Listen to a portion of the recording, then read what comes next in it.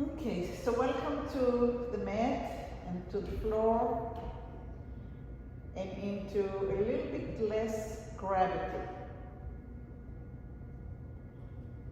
And just try to imagine how much does the air above us weigh? And can we pretend that it's a nice blanket that's soft enough but heavy enough, light enough but heavy enough, fluffy enough and dense enough to allow us to just find a way to accept the floor. And if there is an area that it's harder for you to accept the floor and the floor feels like it's coming up and pushing against you, notice it and maybe breathe into it and maybe fold a little bit more air blanket and see if you can just spread that area around.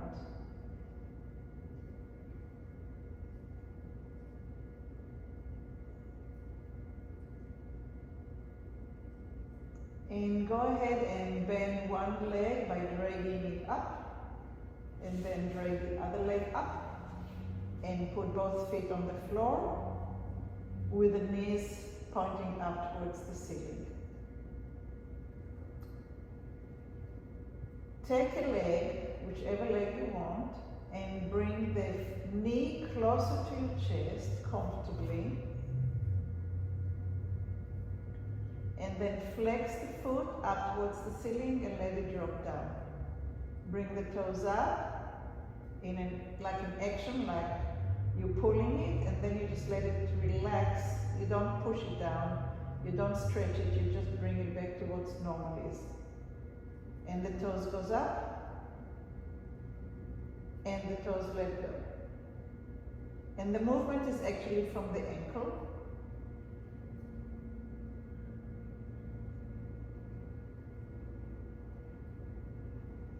And what I'm going to suggest is each time that you bring the foot up, you concentrate on one toe. Start with the little toe.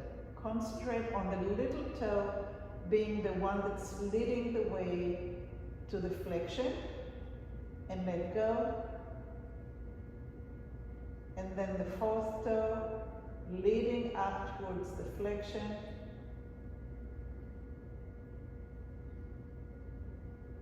and let go. And the middle toe. And pay attention, how much awareness can you actually feel the middle toe? For me, it's like a blank space. I know the little toe, I know the big toe, but in between it's kind of like, what about the second toe? Can she lead the way?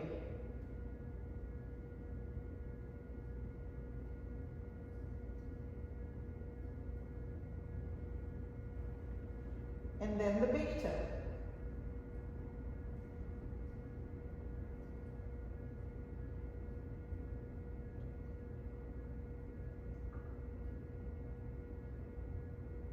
And let go. And see if you bring the knee back to where it was, bring the foot down to the floor. Rest the way that the sacrum and the pelvis is laying or sitting on the floor. And then bring the knee back up. And we're going to take the knee back down, and you're going to start looking at the line, at the trajectory that the leg is doing when it goes up and down. Where are you traveling on your hip? Are you on your sacrum? Are you on the outside of your sacrum? If you are on the outside, which part? Are you rolling right on the seam, on the joint, the sacroiliac joint?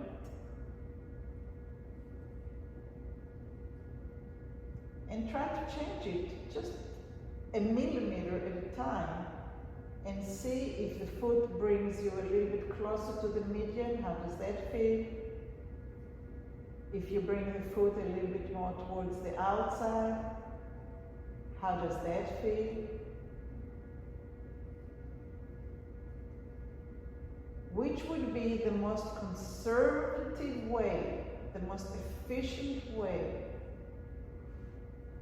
to align the bones of the legs with the torso, so you can bring the leg up above it with the least effort.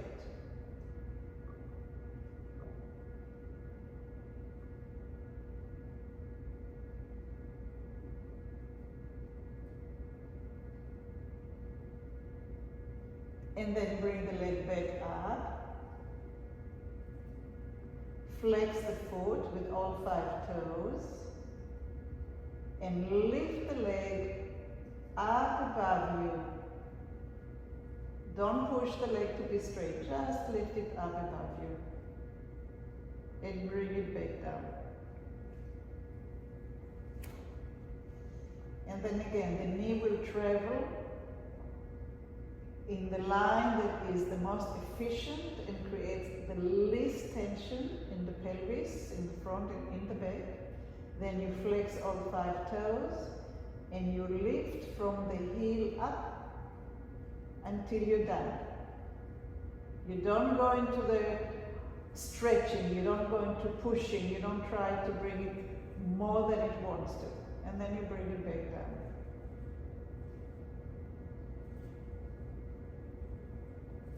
And if you're anything like me, you really want to go a little bit further. So kind of try not to.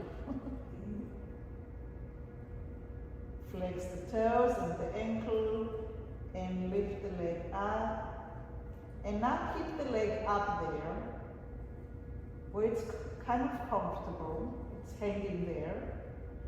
And start flexing and pointing the foot from the ankle back and forth, just like we did with the bent knee.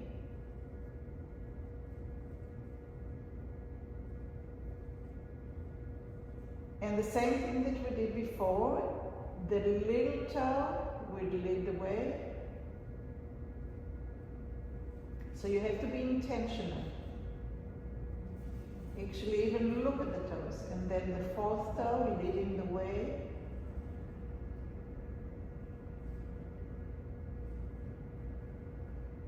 And the 3rd toe leading the way.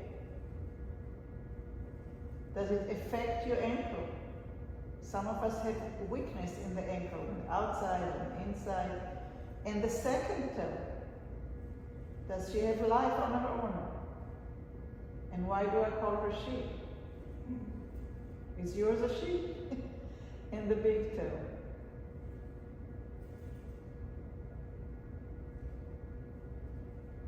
And bend the knee and rest the leg. And let the pelvis relax. Notice that that side of the pelvis feels a little bit different than the other side. Can you,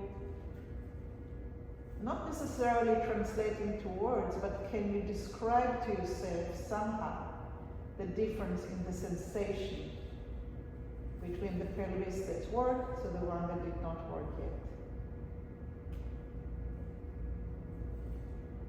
And let's do everything to the other side. So we bring the knee up above the pelvis or the torso, and we start flexing the foot and bringing it back to neutral. And flexing the foot and bringing it back to neutral.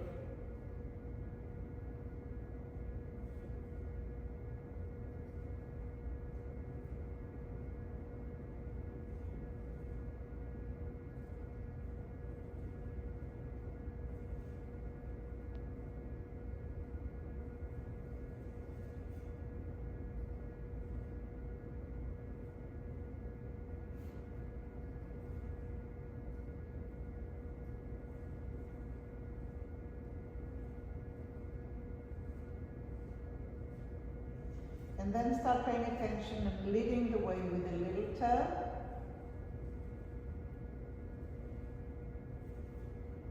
And with a fourth toe.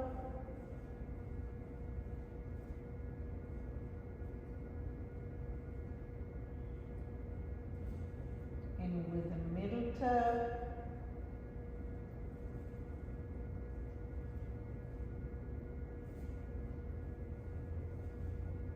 And with the second toe.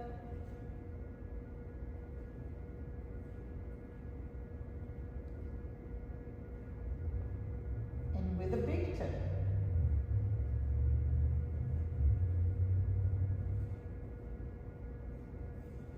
And lower the leg back down.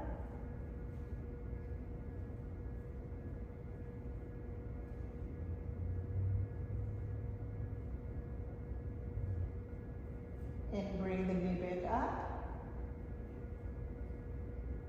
And lower the leg down. And a few times we're just going to bring the knee up and down, and we're going to look for the alignment that's going to make it as easy as possible. Maybe the knee needs to be a little bit wider towards the outside, maybe the foot. What is the story of this side of your body, which might be very different from the other side?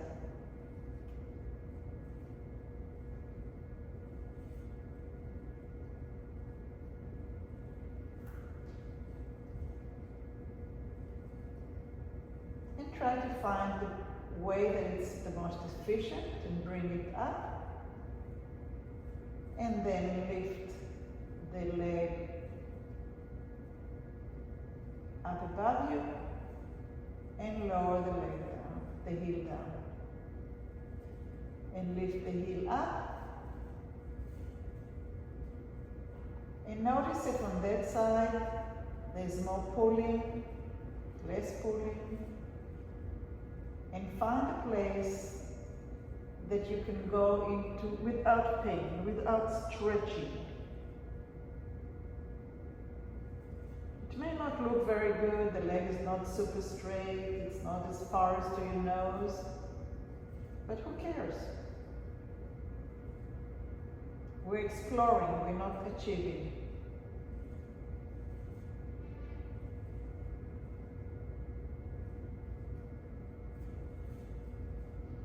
And the next time, keep the leg up above you and start flexing the foot and bring the foot back and forth, flexing and extending a little bit.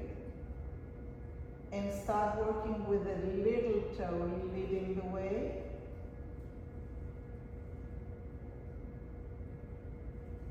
And the fourth toe leading the way, and the middle toe,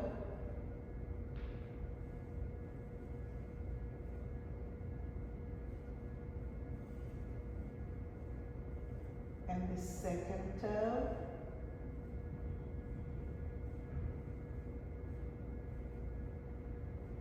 and the big toe.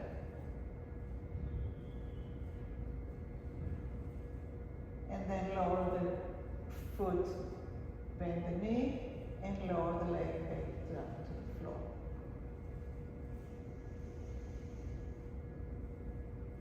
And let the hip find the floor, and let the floor come up to the hip.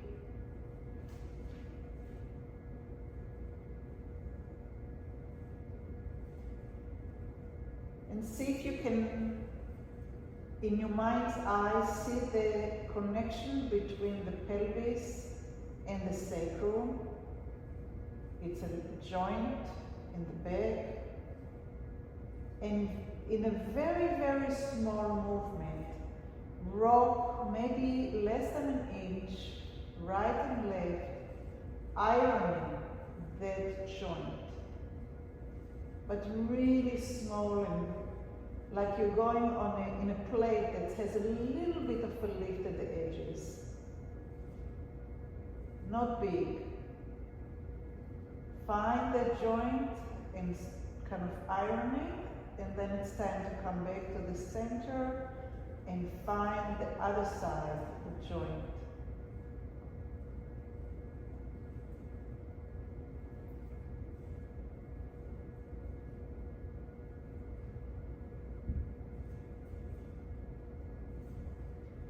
So the feet are standing, the knees are up towards the ceiling.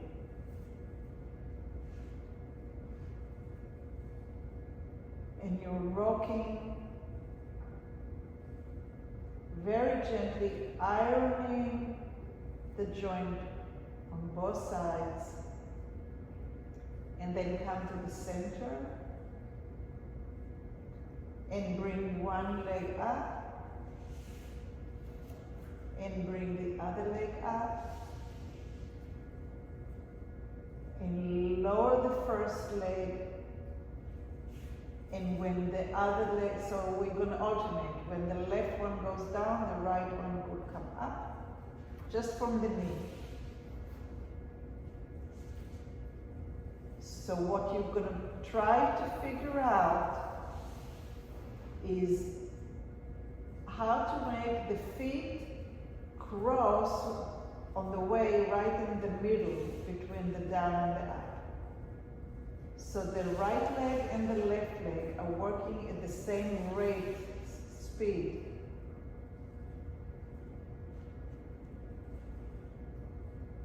It's like two trains saying hello to one another on the way. One way goes this way, the other one goes the other way. And they meet halfway. So the one that goes down starts at the same time that the other one goes up. We're not straightening the leg. The knees are bent.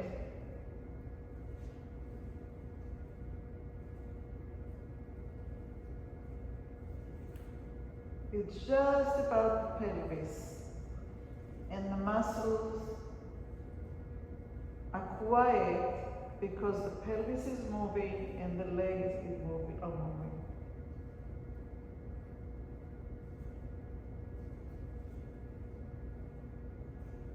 You're trying to do as little as possible with muscles and allow the bones. Put your fingers on your hip bones, on the ASIS and the bones that's projecting in the front, and see that they're walking together with the knees.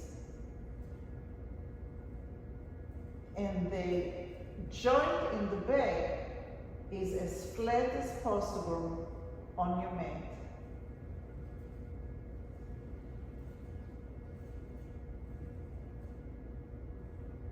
And rest the legs, straighten the legs, and lie down for a minute.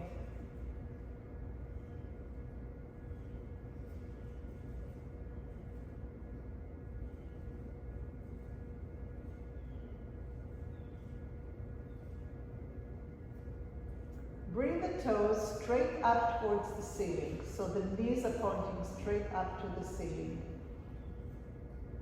Lengthen one heel out of your hip and bring it back to where it was. And now lengthen the other heel out of the hip and bring it back. So the legs are straight and you're lengthening from the hip so the leg gets longer.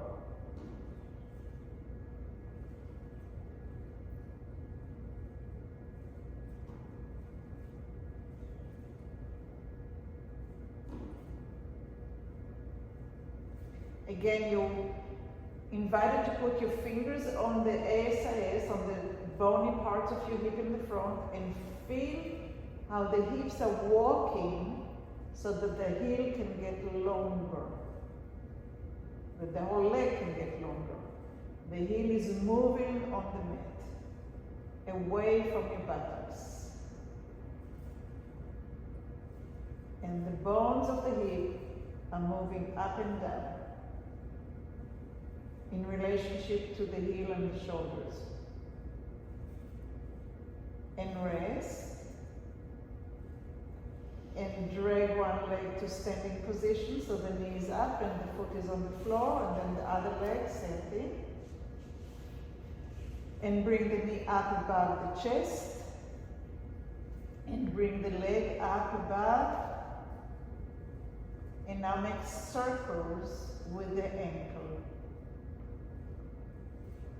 And what's making the circle is the heel, not the toes, but the heel. The heel is drawing circles up in the air. And now change the direction of the circle that you are drawing with your heel.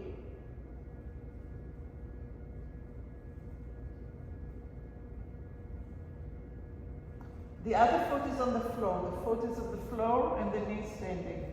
It's just one leg that's up in the air. And rest this knee and lower the foot down. And take the other leg and bring it straight up. And start drawing a circle with the heel of that foot. The other leg is standing on the floor, knees bent. There you go.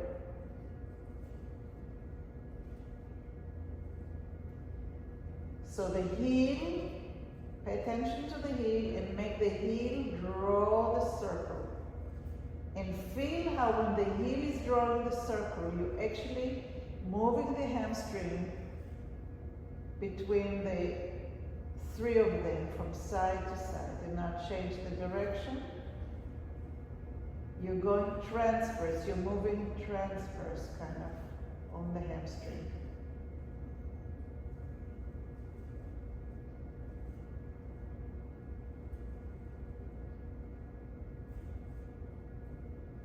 And lower the knee, the foot, and then bring the knees to standing and the feet standing.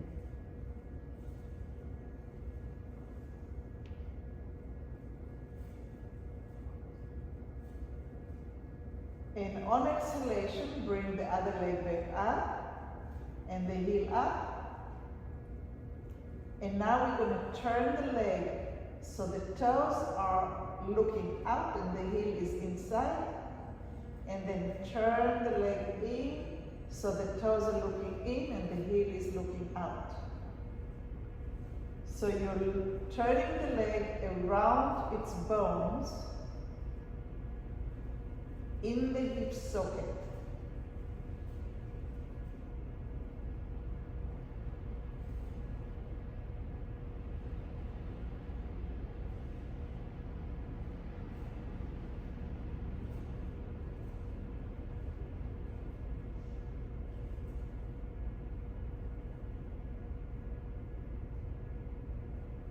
Try to do it with your foot flexed. Try to do it with the foot not flexed. Try to lead with a little toe. Try to lead with a big toe. Play around.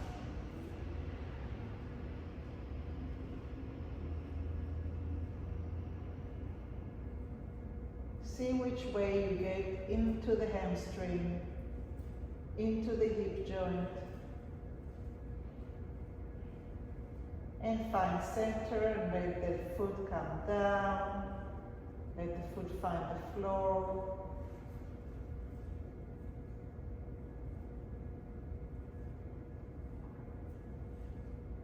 And let's bring the other leg up, the knee up above the torso. The heel finds its way up. Toes are going out while the heel is in. Toes are going in while the heel is out. And you're going to find out that this leg has a completely different story from the other leg. Maybe you're thinking that the hip joint has a smaller hole and there's no room for the leg to turn. Maybe it has a bigger one. Where is the tension on this side, if there is any? And what can you do to enable the leg to move in the same way that the other one, if this one is less movable than the other one? Do you feel it in your lower back? Do you feel it in your hip joint? Is there something you can do with the toes to open up a better way to move, an easier way to move?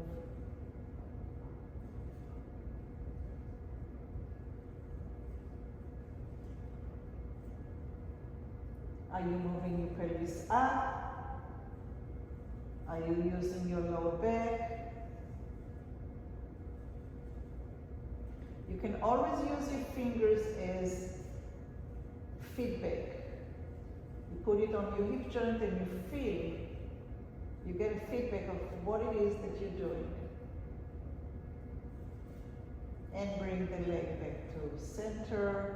Bring the foot down, bend the knee, bring the leg down to the ground. And lengthen both legs to rest.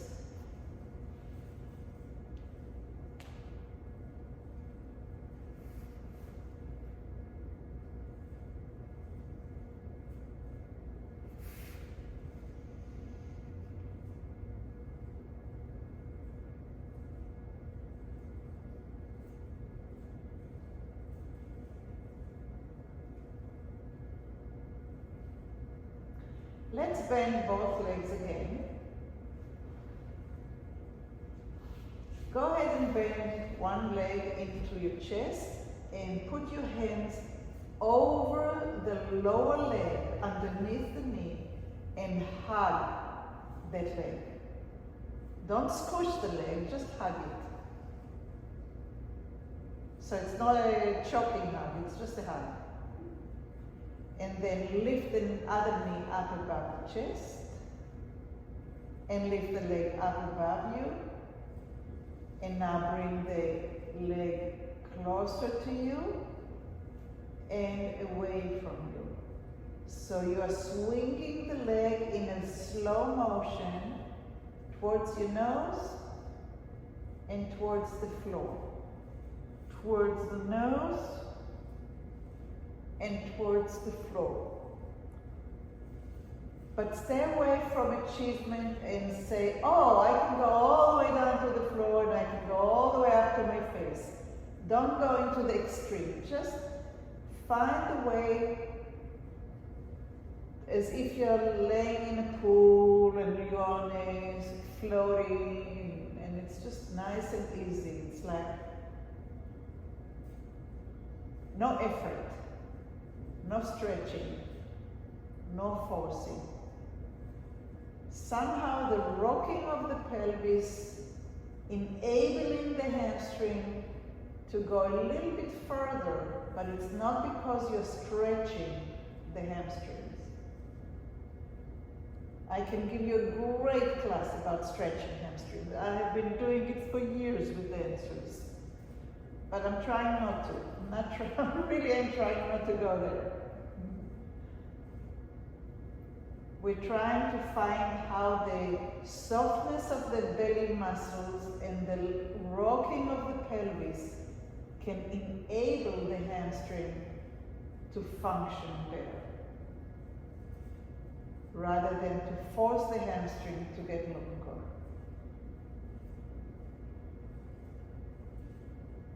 Now, if you're super flexible and the pelvis is rocking fantastically and the leg is just easily going more, then do it. But don't do it because you're trying hard and you want to have an achievement, which is for me, it's a huge battle. I'm so want to succeed.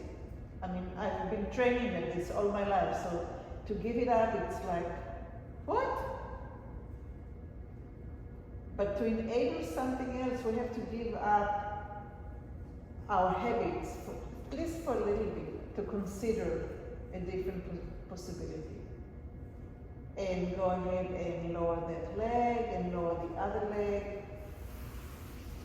And take a minute to feel the difference in the way that this leg is laying on the floor versus the other one.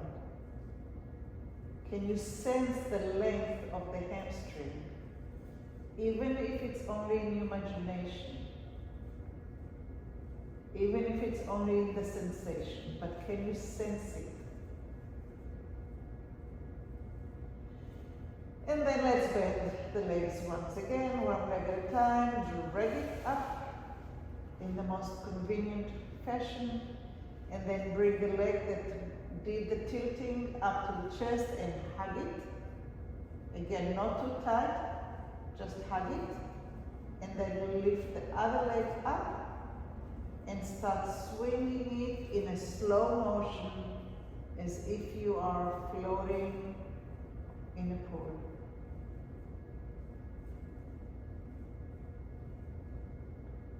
And you're paying attention to the rocking of your pelvis and the softness of your belly muscles that will enable the leg to come up above you towards your nose and away from your nose towards the floor. But if you feel effort, then you're doing too much.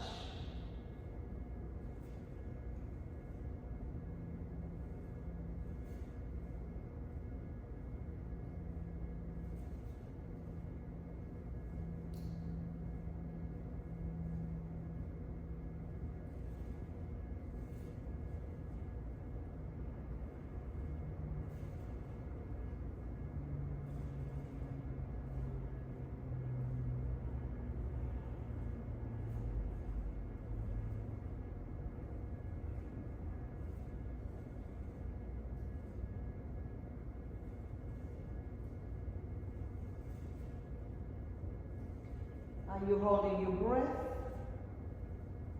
Are you exhaling when the leg gets closer to your lungs?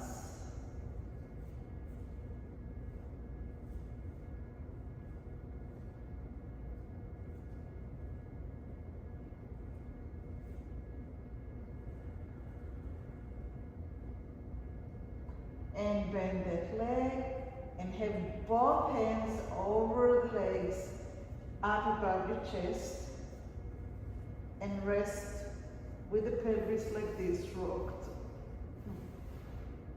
So the hands are maybe even interlaced and the elbows are holding your knees.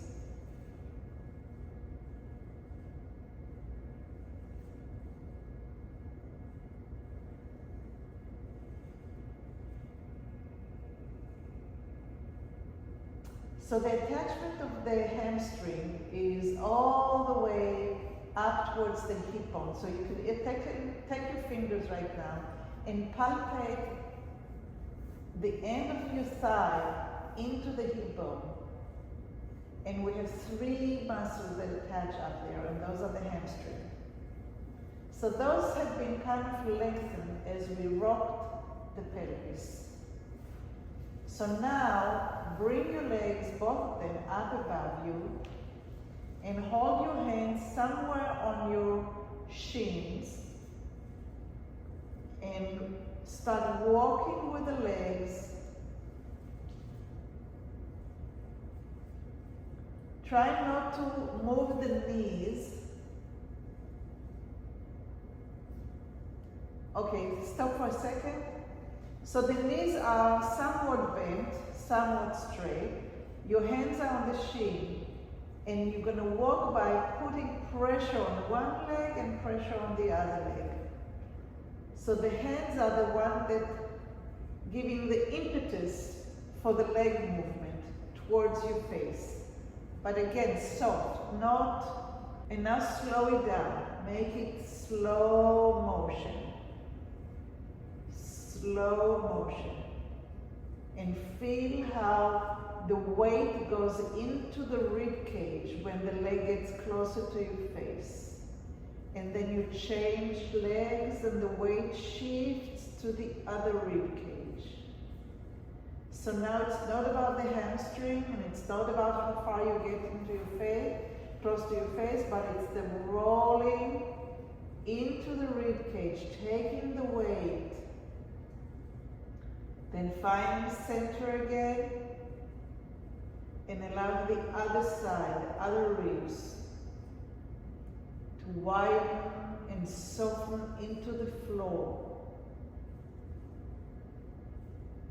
And exhale as you're rocking from the center of your back into the ribs. So the hamstring and the ribs are working together rather than just working from your hip joint.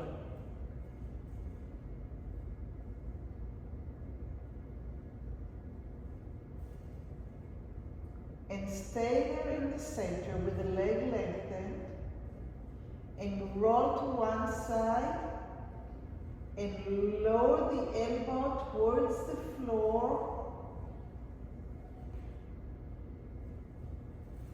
and lift the other leg up, up, up, up, up until you are on the side, and then come back to the center. And very, very, very gently, after you at the center, rock to the other side, lower the elbow towards the floor, and very slowly lengthen the other leg up, up, up, lengthen it out of the hip, which makes you rock onto the side and come back. How far you go, it's up to you. Very, very, very slowly. So we're above the face, the elbow goes towards the floor, you're rocking towards your ribs.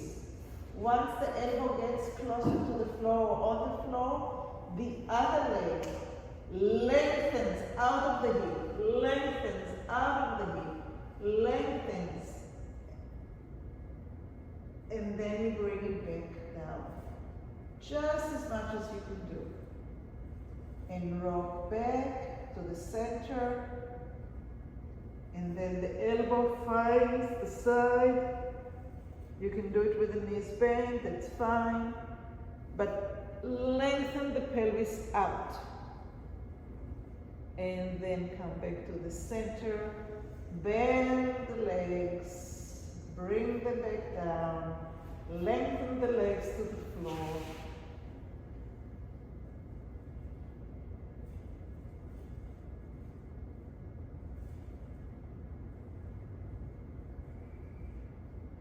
And wait for the body to talk to you. What does it feel like?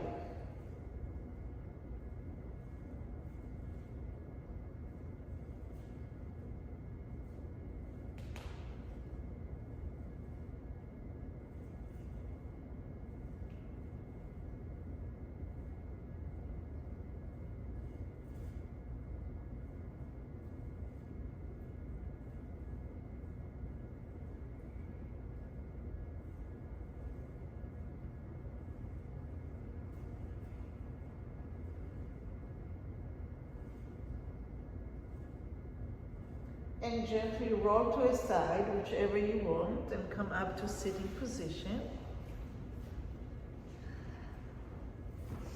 And lengthen your legs. And do exactly what Susan is doing.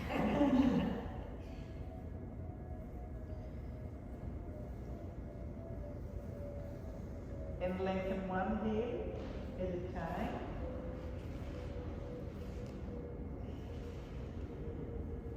So keep your hands on your knees and don't bend your knees. Move from the pelvis into the hip. From the hip into the hip.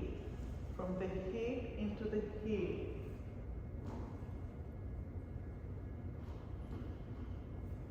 And now again, from the hip joint where the underwear are, fold yourself and see what does it feel like. There, what you're feeling in the back is the hamstring, but does it have any more freedom than you did before? So the back is straight, and the bending is, it's like you're trying to hide the fingers.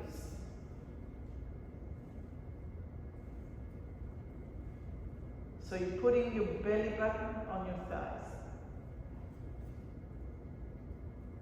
And come back up.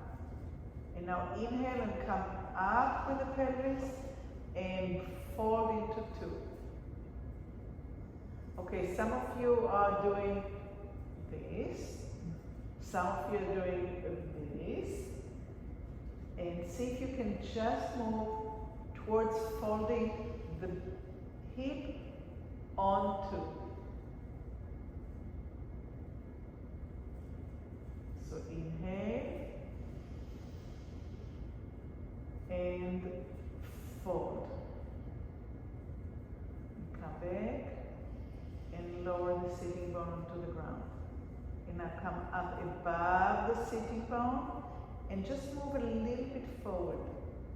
So don't allow the breast to fold. Keep this up. Keep the ribs up and just go forward. And back and rest the sitting bone. And up. And keep the ribs up and go forward, and you're going to feel the attachment of the hamstring. There, now you're doing it. And beautiful. Good. All right. And now fold one leg and fold the other leg. So, one to the ceiling.